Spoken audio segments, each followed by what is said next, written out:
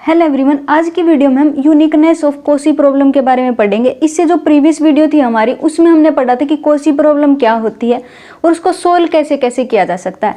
आज हम बात करेंगे कि यूनिकनेस ऑफ कोशी प्रॉब्लम क्या होती है। इसका मतलब है कि इसके पास इनफाइनाइट सॉल्यूशन होगा, कोई भी सॉल्यूशन नहीं होगा, या फिर यूनिक सॉल्यूशन होगा। ये कैसे पता किया जाए? तो सबसे पहले हमारे पास जो भी कोशी प्रॉब्लम होती है उसके अंदर होती है एक पार्शियल डिफरेंशियल इक्वेशन। मैं मान लेती हूँ कि कुछ ऐसी दी गई है और साथ में एक इनिशियल कर्व भी दिया गया है जिसको मैं गामा का नाम दूंगी, और वो कैसा है, x note T, y note T और z नोट टी। कुछ इस तरीके का हमारे पास क्या दिया गया है, इनिशियल कर्व दिया गया है। अब मैं क्या करना चाहती हूँ, यूनिकनेस ऑफ कोशी प्रॉब्लम के बारे में पता करना चाहती हूँ। मतलब ये पता करना चाहती हूँ कि इसके पास इनफाइनाइट सॉल्यूशन होंगे, कोई भी सॉल्यूशन नहीं होगा, या फिर यूनिक सॉल्यूशन होगा। तो जब भी हम यूनिक सॉल्यूशन की बात करते हैं तो हम क्या करते हैं, यहाँ से ये कोफिशिएंट उठा लेते हैं p एंड q। ये हमारे पास फंक्शन होते हैं किसके, x, y और z के फंक्शन होते हैं। हम क्या करते हैं, इसके अंदर एक डिटर्मिनेंट फाइंड आउट करते हैं जब हम ये जानना चाहते हैं कि पार्शियल डिफरेंशियल इक्वेशन के पास क्या है, यूनिक सॉल्यूशन है कि नहीं। तो सबसे पहले हम क्या करते हैं, ये हमारे पास जो p है, यहाँ पर जो x, y और z हैं उनकी जगह क्या पुट कर देते हैं, x note, y note and z note. तो कुछ ऐसा बन जाता है। और यहाँ पर रखते हैं हम q, और q के अंदर भी वो किसका फंक्शन है, x, y, z का फंक्शन है, इसलिए हम x नोट, y नोट और z नोट को q के अंदर रिप्लेस कर देते हैं। तो कुछ ऐसा बन जाता है। और यहाँ पर रखते हैं हम x नोट और उसका हम डेरिवेटिव कर देते हैं विद रिस्पेक्ट टू t, क्योंकि x नोट किसका फंक्शन है, t का फंक्शन है। और यहाँ पर dy नोट अपॉन dt कुछ ऐसा रखते हैं। अगर ये डिटर्मिनेंट नॉन जीरो आ जाता है, नॉन जीरो आ जाता है, तो उस केस में हमारे पास क्या बनता है, यूनिक सॉल्यूशन बनता है, यूनिक सॉल्यूशन बनता है। और इसी बात को हम कुछ ऐसा भी लिख सकते हैं कि P X naught Y naught comma Z naught divided by D X naught upon D T naught equal to P X naught Y naught Z naught divided by D Y naught upon D T. तो दोनों ही cases में हमारे पास क्या बनता है, unique solution का case बनता है। सबसे पहले हमारे पास कोई भी पार्शियल डिफरेंशियल इक्वेशन दी जाती है, उसके साथ कोई इनिशियल कर्व दिया जाता है जो कुछ ऐसा दिखाई देता है। अब हम क्या करते हैं, यहाँ से दो कोफिशिएंट उठाते हैं p के और q के, और वो किसके फंक्शन होंगे, x, y, z। तो यहाँ पर x, y, z की जगह x नोट, y नोट और z नोट क्या कर देते हैं, रिप्लेस कर देते हैं। तो कुछ ऐसा फंक्शन बन जाता है। और फिर ये हम डिटर्मिनेंट फाइंड आउट करते हैं, और अगर ये डिटर्मिनेंट नॉन जीरो आ जाता है तो यूनिक सॉल्यूशन का केस बनता है। और इसी तरीके से अगर ये कंडीशन आ जाती है तो भी यूनिक सॉल्यूशन का केस बनता है। अब हम बात करेंगे कि हमारे पास नो सॉल्यूशन का केस कब बनता है। अगर मैं नो सॉल्यूशन की बात करती हूँ तो अगर P X naught comma Y naught comma Z naught divided by D X naught upon D T is equal to Q X naught comma Y naught comma Z naught divided by D Y naught upon D T is equal to R X naught comma Y naught Z naught upon D Z naught upon D T, और यहाँ पर आ जाए naught equal to का sign. तो इस case में बनता है हमारे पास नो सॉल्यूशन का केस। अगर हमारे पास ये जो फर्स्ट दो टर्म है वो तो इक्वल आ जाएं और तीसरी टर्म के इक्वल ना आए तो क्या बनेगा, नो सॉल्यूशन का केस बनेगा। लेकिन अगर ऐसा हो जाए, ये तीनों ही टर्म आपस में इक्वल हो जाएं, तो उस केस में हमारे पास बनता है इनफाइनाइट सॉल्यूशन का केस। इनफाइनाइट सॉल्यूशन का केस बनता है इस केस में। तो इस तरीके से हम बता सकते हैं कि यूनिकनेस ऑफ कोशी प्रॉब्लम क्या होगी। मतलब उसके पास इनफाइनाइट सॉल्यूशन होंगे, एक भी सॉल्यूशन नहीं होगा, या फिर यूनिक सॉल्यूशन होगा। अब हम इसको एक एग्जांपल की हेल्प से समझने की कोशिश करेंगे कि उसके पास अलग अलग केसेज में कौन कौन सा सॉल्यूशन एग्जिस्ट कर सकता है। तो हमारे पास कुछ ऐसा एग्जाम्पल दिया गया है जहाँ पर ये पार्शियल डिफरेंशियल इक्वेशन दी गई है, साथ में इनिशियल कर्व दिया गया है, और ये पूछा गया है कि अगर मैं इसके इनिशियल कर्व पर अलग अलग कंडीशन अप्लाई करती हूँ तो हमारे पास इनफाइनाइट, नो या फिर यूनिक सॉल्यूशन का केस बनेगा। किसका केस बनेगा ये बताना है। अगर मैं इसको इसके साथ कंपेयर करती हूँ तो हमारे पास क्या मिलेगा, p की वैल्यू तो हमारे पास मिल जाएगी x, q की वैल्यू मिल जाएगी y, और अगर मैं r की बात करती हूँ तो क्या बन जाएगा, 2z बन जाएगा इसको इसके साथ कंपेयर करने पर। और इनिशियल कर्व को हम कैसे दिखाते हैं, X naught comma Y naught comma Z naught, कुछ इस तरीके से दिखाते हैं। और यहाँ पर किसका फंक्शन है, वो x का फंक्शन है। हम क्या करेंगे, x की जगह t पुट कर देंगे। इनिशियल कर्व क्या बन जाएगा, t comma Y naught T, Y naught T T G of T, T G of T comma, अगर मैं z नोट टी की बात करूंगी तो क्या बनेगा, f ऑफ टी बन जाएगा। अब जब भी हम ये देखना चाहते हैं कि इनफाइनाइट नो या फिर यूनिक सॉल्यूशन का केस बनेगा तो हम क्या करेंगे, सबसे पहले ये तीन वैल्यूज फाइंड आउट करेंगे, dt और q x naught comma Y naught comma Z naught upon D Y naught upon D T, R X naught comma Y naught comma Z naught upon D Z naught upon D T, ये तीन values find out करेंगे। तो सबसे पहले हम बात करेंगे p के अंदर अगर मैं x naught Y naught Z naught put कर दूं तो क्या बनेगा, p हमारे पास किसके इक्वल है, x के इक्वल। अगर मैं ये इनिशियल कर्व यहाँ पर पुट करती हूँ तो p किसके इक्वल बन जाएगा, x नोट के इक्वल बन जाएगा, और x नोट किसके इक्वल है, t के इक्वल है। तो ये क्या बनेगा, t बनेगा। D X naught upon D T, X naught किसके इक्वल है, t के इक्वल, इसका t के विद रिस्पेक्ट टू डेरिवेटिव बनेगा 1।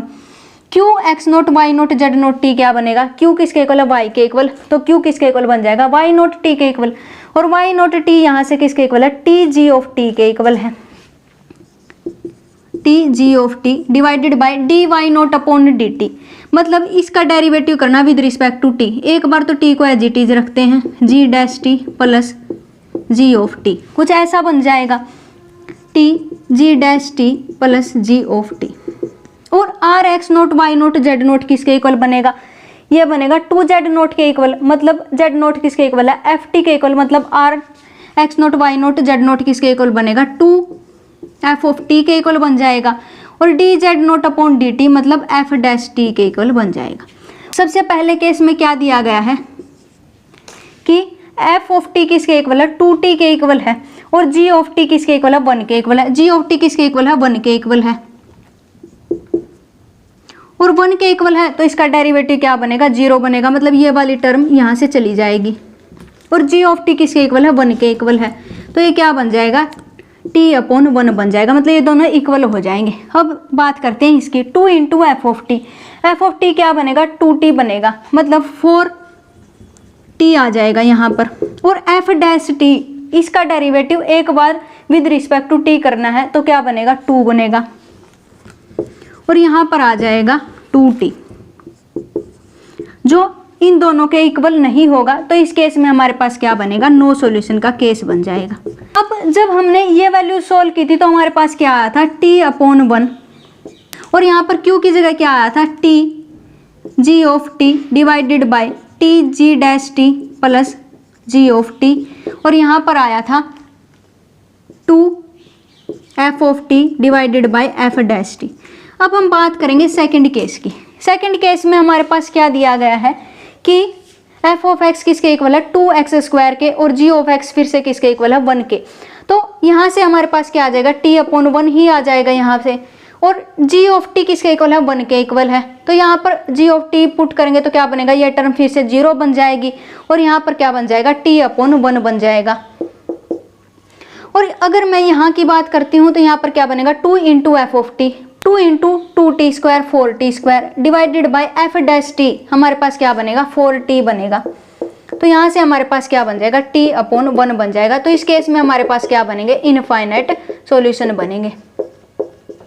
और अगर मैं तीसरे केस की बात करती हूँ, जब हमारे पास f ऑफ x इसके इक्वल है और g ऑफ x इसके इक्वल है, इस केस में अगर f of x x square के इक्वल है तो f ऑफ t किसके इक्वल होगा, t स्क्वायर के, और g ऑफ t किसके इक्वल होगा, t के। अब ये सारी वैल्यूज यहाँ पर पुट करते हैं। पहले केस में क्या रहेगा, t अपॉन 1 ही रहेगा।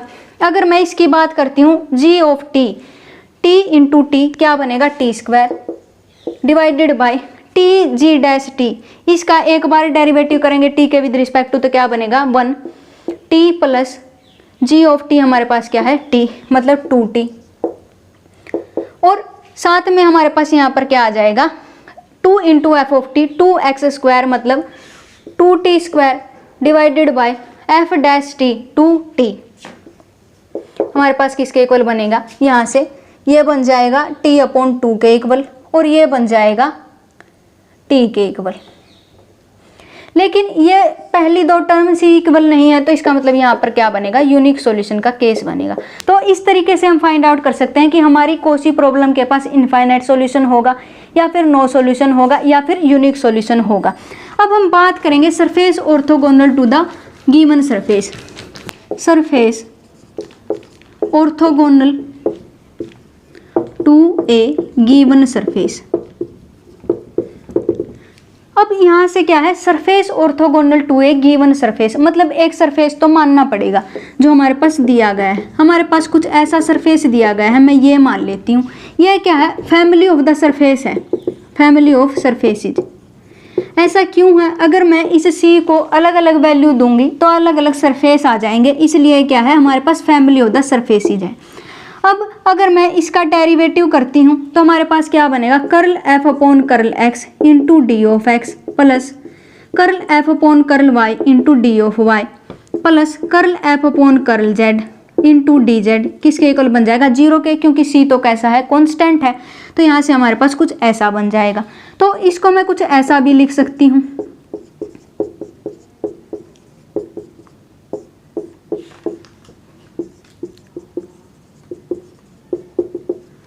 मतलब ये डॉट प्रोडक्ट बन जाएगी दो वेक्टर्स की। और ये कौन सा वेक्टर होगा, ये टेंजेंट प्लेन का वेक्टर होगा, जो इस सरफेस के कैसा होगा, टेंजेंट होगा। और ये हमारे पास टेंजेंट है और इसकी हमने किसी एक वेक्टर के साथ मल्टीप्लाई की है, तो डॉट प्रोडक्ट क्या आ गई है, 0 आ गई है। तो इसका मतलब ये इस टेंजेंट के कैसा रहेगा, परपेंडिकुलर रहेगा। तो ये क्या बन जाएगा, नॉर्मल के डायरेक्शन रेशियो बन जाएंगे, नॉर्मल के क्या बन जाएंगे, डायरेक्शन रेशियो बन जाएंगे। अब मैं मान लेती हूँ कि एक और सरफेस है हमारे पास जो इसके परपेंडिकुलर दिया गया है, वो सरफेस कुछ ऐसा दिया गया है। अब मैं क्या करूँगी, इसका डेरिवेटिव फाइंड आउट करूँगी। तो डेरिवेटिव क्या बनेगा, curl Z upon curl X into D X plus curl Z upon curl Y into D Y is equal to D Z, कुछ ऐसा बन जाएगा। और इस डी जेड को भी मैं इस तरफ ले जाती हूँ तो हमारे पास क्या बनेगा, कुछ ऐसा बन जाएगा। और curl Z upon curl X किसके इक्वल होता है, ये तो पी के इक्वल होता है, P into D X plus ये किसके इक्वल होता है, क्यू के equal, Q into D Y minus D Z, कुछ ऐसा बन जाएगा। इसको भी इसी तरीके से लिखने के बाद हमें क्या पता चलेगा, P Q minus 1 dot product D X comma D Y comma D Z किसके इक्वल बन जाएगा, 0 के इक्वल बन जाएगा। तो इसका मतलब ये भी हमारे पास इस टेंजेंट प्लेन के कैसा आ गया है, नॉर्मल आ गया है। अब इस टेंजेंट प्लेन के नॉर्मल एक तो ये वेक्टर है और एक ये वेक्टर है, तो इसका मतलब ये वाला वेक्टर और ये वाला वेक्टर आपस में कैसे हो जाएंगे, ऑर्थोगोनल हो जाएंगे। और ऑर्थोगोनल होते ही इनकी डॉट प्रोडक्ट क्या बन जाएगी, 0 बन जाएगी। Curl F upon curl X into P plus curl F upon curl Y into Q minus curl F upon curl Z is equal to 0, कुछ ऐसा बन जाएगा। और ये हमारे पास क्या बन जाएगी, ये तो हमारे पास एक पार्शियल डिफरेंशियल इक्वेशन बन जाएगी। और पार्शियल डिफरेंशियल इक्वेशन को हम किससे सोल्व कर सकते हैं, लैग्रेंजे ऑक्सिलरी इक्वेशन से सोल्व कर सकते हैं। तो यहाँ से हमें क्या पता चलेगा, D Y upon curl F upon curl Y is equal to D Z upon curl F upon curl Z. तो इस तरीके से हम फाइंड आउट कर सकते हैं surface orthogonal to a given surface. इसमें हम क्या करते हैं, सबसे पहले एक सरफेस फाइंड आउट करते हैं, उसका डेरिवेटिव करते हैं, फिर हमें पता चलता है कि ये दोनों आपस में कैसे होंगे, परपेंडिकुलर होंगे। ये कौन था, टेंजेंट प्लेन था इसका, और टेंजेंट प्लेन के परपेंडिकुलर हमने एक वेक्टर फाइंड आउट कर लिया। फिर हमने माना कि एक और सरफेस है जो इसके कैसा है, परपेंडिकुलर है, उसका फिर से डेरिवेटिव किया। फिर से हमारे पास टेंजेंट प्लेन के डेरिवेटिव एक और वेक्टर आ जाता है। तो इसका मतलब ये दोनों वेक्टर आपस में कैसे होंगे, ऑर्थोगोनल होंगे, क्योंकि सेम वेक्टर के कैसे हैं, परपेंडिकुलर हैं। और फिर हम ऑर्थोगोनल की कंडीशन से कुछ ऐसा फाइंड आउट कर सकते हैं। ये हमारे पास एक पार्शियल डिफरेंशियल इक्वेशन बन गई थी, और पार्शियल डिफरेंशियल इक्वेशन को हम सोल्व करते हैं लैग्रेंजे ऑक्सिलरी इक्वेशन से। तो इस तरीके से हम फाइंड आउट करते हैं surface orthogonal to a given surface. तो यही थी हमारी आज की वीडियो, जिसमें हमने यूनिकनेस ऑफ कॉची प्रॉब्लम और surface orthogonal to a given surface के बारे में समझा। इससे नेक्स्ट वीडियो में हम non linear partial differential equation के बारे में समझेंगे, और उसको सोल्व करने के क्या क्या तरीके हो सकते हैं इसके बारे में भी समझेंगे। तब तक के लिए stay connected, have a nice day, thank you.